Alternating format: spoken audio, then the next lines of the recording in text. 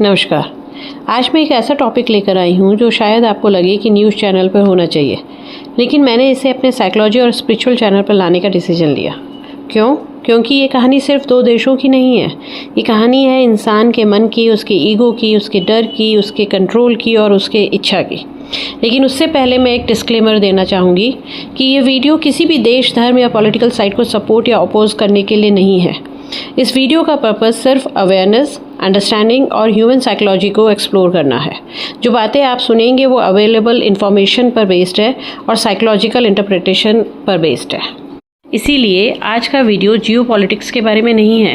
ये वीडियो है आपके अंदर चल रही जंग के बारे में, क्योंकि जब तक हम अपने अंदर के कॉन्फ्लिक्ट्स को सॉल्व नहीं करते तब तक दुनिया के कॉन्फ्लिक्ट्स भी सॉल्व नहीं होंगे।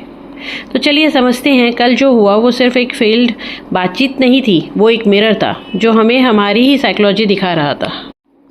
21 घंटे तक बातचीत हुई, दो देश एक टेबल पर बैठे शांति के लिए, लेकिन फिर भी कोई सॉल्यूशन नहीं निकला। सवाल ये नहीं है कि बातचीत फेल क्यों हुई, सवाल ये है कि क्या इंसान कभी सच में शांति चाहता है। पाकिस्तान में हाई लेवल टॉक्स हुई बिटवीन यूएस एंड ईरान। ये बातचीत एक 6 वीक के वॉर को रोकने के लिए थी। 21 घंटे तक इंटेंस डिस्कशन हुआ, लेकिन एंड में नो डील। दुनिया के दो पावरफुल प्लेयर्स, लेकिन सॉल्यूशन ज़ीरो। मीडिया के हिसाब से ये बातचीत क्यों फेल हुई? Nuclear issue. यूएस चाहता था कि ईरान न्यूक्लियर प्रोग्राम छोड़ दे और ईरान ने मना कर दिया। Sanctions versus sovereignty. ईरान चाहता था सैंक्शंस हटाए जाएं, यूएस ने स्ट्रिक्ट कंडीशंस रखी। या फिर strait of Hormuz control, oil route, दुनिया की इकोनॉमी का हार्ट, और ईरान कंट्रोल छोड़ने को रेडी नहीं। लेकिन असली वजह क्या यही है, या फिर असली वजह है human psychology, ego versus survival. जब दो पावरफुल एंटिटीज़ मिलते हैं, दोनों कॉम्प्रोमाइज़ नहीं करना चाहते, क्योंकि कॉम्प्रोमाइज़ का मतलब वीकनेस लगता है। ये वॉर नहीं, ईगो का क्लैश है। ईरान का कहना है कि यूएस पर भरोसा नहीं है, तो ट्रस्ट डेफिसिट भी दिखाई देता है। पास्ट वॉर्स, ब्रोकन प्रोमिसेस, और जहाँ तक मैं समझती हूँ, जब ट्रस्ट नहीं होता तो वहाँ एग्रीमेंट सिर्फ कागज़ पर होता है। कुछ डिसीजंस फियर बेस्ड थे। यूएस का फियर है न्यूक्लियर थ्रेट, ईरान का फियर है कंट्रोल और डोमिनेशन।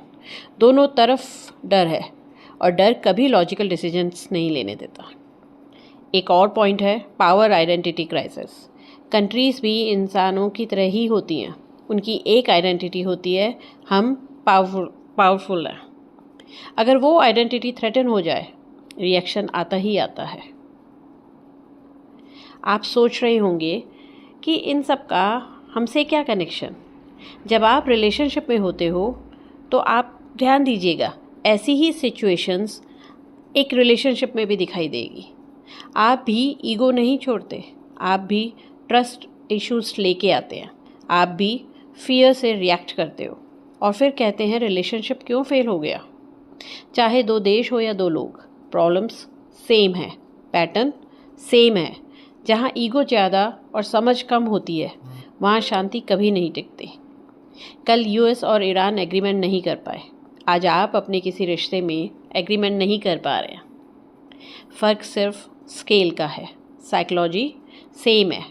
जब तक इंसान अपने अंदर की जंग नहीं जीतेगा, तब तक दुनिया की कोई भी जंग ख़त्म नहीं होगी। Thank you.